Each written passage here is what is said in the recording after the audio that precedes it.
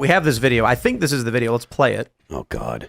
Libs of TikTok tweeting, Lieutenant Colonel Bree Fram, a trans U.S. Space Force official, spoke to the U.S. Air Force about inclusion and demanded everyone to respect LGBTQ people and their pronouns.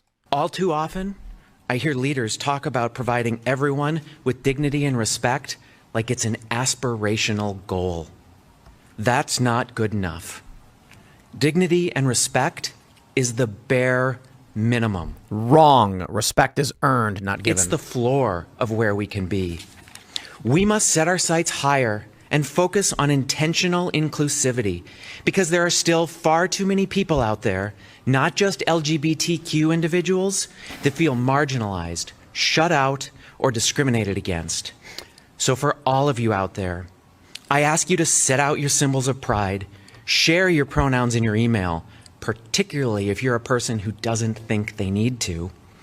Initiate difficult conversations about racial and gender barriers and share a bit of your vulnerability in a way that draws others in. This is insane. You all have the power to take intentionally inclusive actions to ensure the multiple perspectives that we know make us stronger as we devise winning warfighting strategies get heard. Okay, so my assumption is that China or Russia or Iran or whatever is poisoning our water supply, hacking our internet, sowing mis and disinformation all across the internet to indoctrinate people into strange ideologies which inhibit their ability to win wars. So I think it's corporations doing it, and they're just doing it for profit, and the byproduct is endocrine disruption. I want to ask your opinion about, like, so the military used to have a standard for mental health, right? And now they've clearly stopped paying attention, not just because of the trans people, and that's not what I'm getting at. Just last week, a man immolated himself in front of, in Washington, D.C. How is it that is getting by people in the military? How is it that someone that is not only clearly mentally ill, if he caught himself on fire, the guy was so brainwashed by the leftist dogma that they're allowing in? Obviously, the kid had a Reddit profile, and you can go down the list of anarcho-communist gripes, whether it be profit or property or environmentalism. Literally, he hit every last single topic that a woke person could hit. And then he is supporting an enemy of the United States who is currently holding Americans hostage by burning himself alive in front of an ally's, embassy. Phil, I think the word is not allowed. I think the word is right here. We're looking at it. It's being promoted, right? And so this in the name of inclusion, I think they've sort of opened the aperture, inclusion, and then you have the recruiting challenges.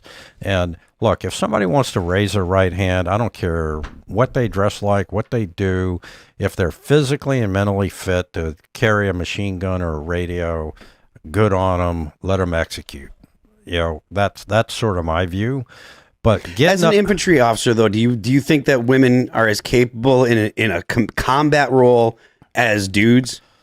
Wouldn't you? If you're commanding, you would say on average. Okay, so how about this? If you're going into combat and you are leading a platoon, would you prefer a platoon of men, or would you want a mixed platoon?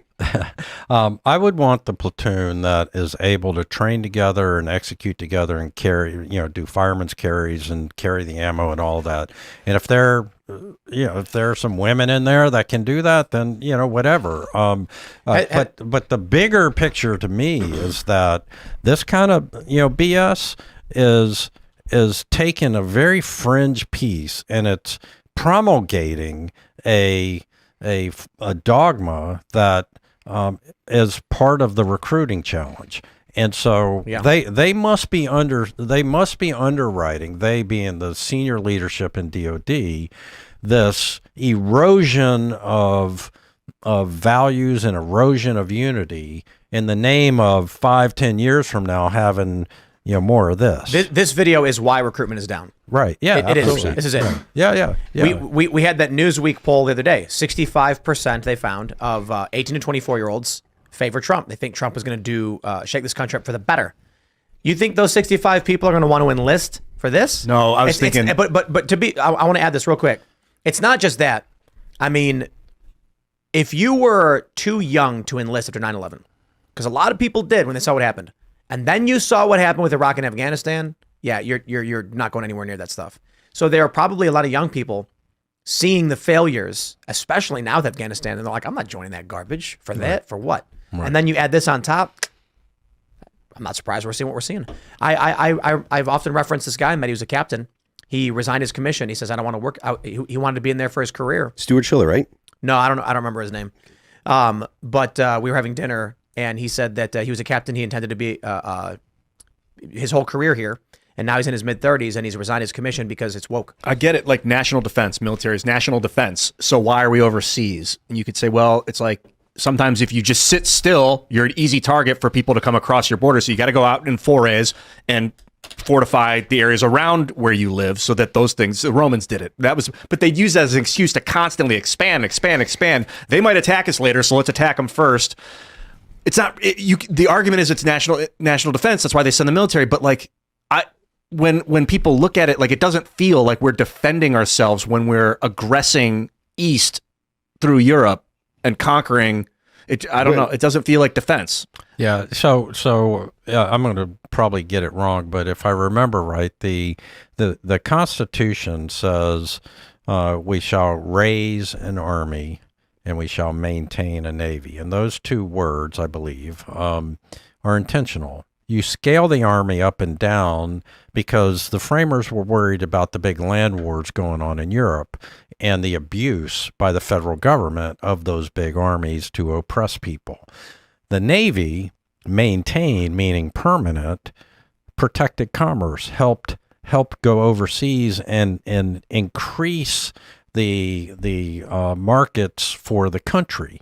And, remember, piracy was a big thing back then. And the Navy helped protect all that commerce because we were shipping stuff everywhere. So the Army can scale up and down as required, but the Navy is really what's needed. So you're exactly right is what I'm saying. And the Constitution sort of bears out this idea of, let's have a big army when we need a big army.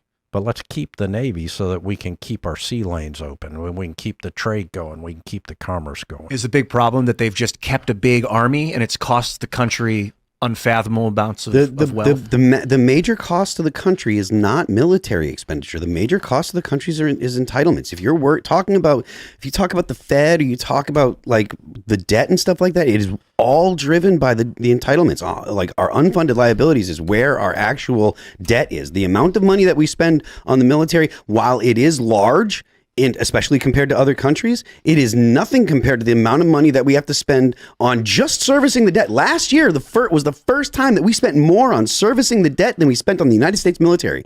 Man, that's nuts. Do you know what the budget is? Servicing the debt. That's not, and remember, that's just paying the interest on the debt. That's not paying off the debt. The Department of Defense is $715 billion. Yeah. When I was undersecretary, it was around $720 billion, and it's probably up around $800 billion right now. Okay, that's not. Was it just too much? Is it the reason you scale the army or the military up and down because you don't want to go bankrupt in a time of peace? Standing armies are a threat to liberty. Yeah, right. That's the point the framers were making, is that a large standing army is a threat to liberty, and that's why they had the National Guard, the well-regulated militias. Which, not to cut you off, which a lot of state police forces right now are basically armed like the army or like the military, and there's a lot of people that have a problem with that. Sorry for cutting you off. Right. No, but that tension should be between states like Texas and the federal government. Yeah. That's built into the Constitution. That's what it's all about. That governor has certain powers. You cannot federalize the National Guard unless you deploy the Insurrection Act. And he mentioned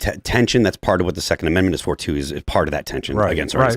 No, that's it's all. I just like relevant. What you're saying, so I'm like cheering on. And there should be more of that. There should be more governors opposing and saying to the federal government, because this Marxist ideology wants a strong federal government. They want to increase the size of federal government so that they can oppress and control, and that's what it's all about. That's where we are today as a nation, and it's a very scary time right now. If our military was below like recruiting standards, and then there some grand scale conflict erupted overnight, would we be able to pad our numbers quick enough?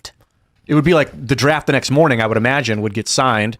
And then I nominate David Hogg for first in line. You ever see Edge of Tomorrow when Tom Cruise's character is like, I'm a PR guy, and they're like, that's why we're putting you on the front line. We're going to put you on the front line, give you a camera so you can film it. And I nominate David. But Hogg. I guess like you were saying, and that hairy guy, whatever his name is. if you're whoever attacks, Yeah. the creative attacker is going to win, or at least they're going to get their strike off first. So it's like no matter how big our military is, if someone's creative, look at Israel. Okay, they got attacked, they got surprised.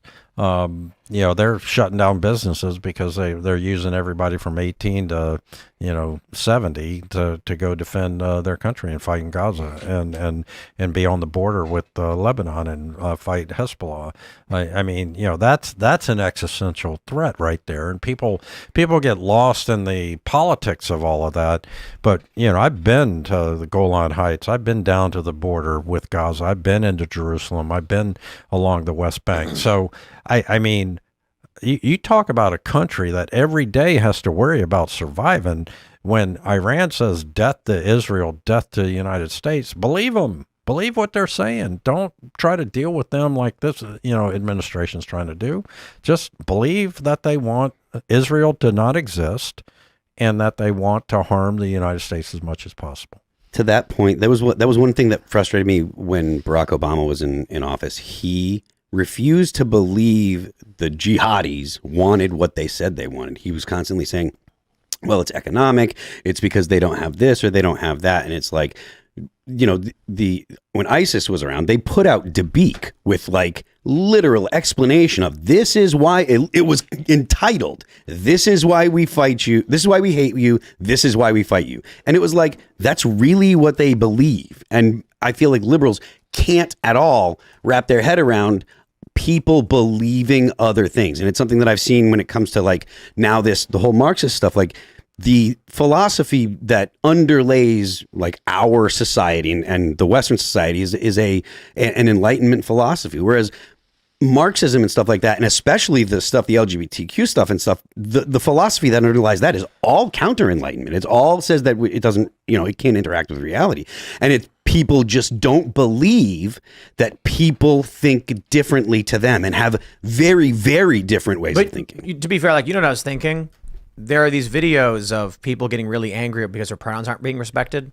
If that righteous indignation is funneled into combat infantry, I think we'll win some battles there, right? So maybe the Space Force individual is not incorrect. Maybe, and service should guarantee citizenship. So. Yeah, I know. Isn't that funny? I agree with that, but it's actually a one-up on where we currently are. Yeah. It's funny that they're talking about the Courage to Serve Act, service guaranteeing citizenship, but it doesn't work when you're bringing in people who are not from this country, who are going to vote against your values. That's just it. I personally like the concept of someone comes into the United States or joins the military and becomes serves an amount of time in the military and then is allowed to become a citizen. I don't have a problem with that, particularly if they are vetted. If it was a situation where it's like you got to find people that actually want to be, someone comes here legally. Yeah. Well, yeah. I mean, the thing is that if they wanted to, like, so they say you live in Guatemala and you're just like, I want to join the U.S. military. So I'm going to send an email. I want to join the U.S. military. I wouldn't have a problem with the U.S. military grabbing a dude from Guatemala, putting him on a plane, shooting him over here, vetting him, making sure that he actually does want to join the military and he actually believes the things that we do, put him through significant training, and then put him in a unit. And after he serves his time, if he serves his time honorably and he gets an honorable discharge, then I wouldn't have a problem with him becoming a citizen. I would. Legal resident permit's fine. But the issue with citizenship is the more people you bring into your country who don't have your values, they will vote against you no matter what. That's why I said vetting. But vetting's fine. I mean, if a guy is from Guatemala, He's going to know Guatemalan history, Guatemalan superheroes, Guatemalan food, and he will vote for those things. Those things aren't bad things. They're just not American things. Thanks for watching this clip from the Timcast IRL podcast. Hang out with us live Monday through Friday at 8 p.m. and become a member over at timcast.com for uncensored, members-only shows exclusive. Thanks for hanging out, and we'll see you all next time.